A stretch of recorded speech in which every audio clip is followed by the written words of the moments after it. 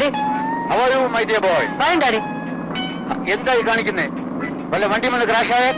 Daddy പേടിക്കണ്ട, എനിക്ക് നല്ല മതി മതി, നിന്റെ ബൈക്ക് കൊണ്ടല്ലേ കളി നിർത്തൂ. മതിയാ, നിന്റെ മോട്ടോർ ബൈക്ക് അപ്പിയാ. വിട്ടു വിട്ടു. ഡാഡി വീട്ടിലെത്തുന്നതിന് മുമ്പ് എനിക്ക് അവിടെ എത്തണം. ഡാഡിക്ക് അതൊരു സർപ്രൈസ് ആയിക്കോട്ടെ.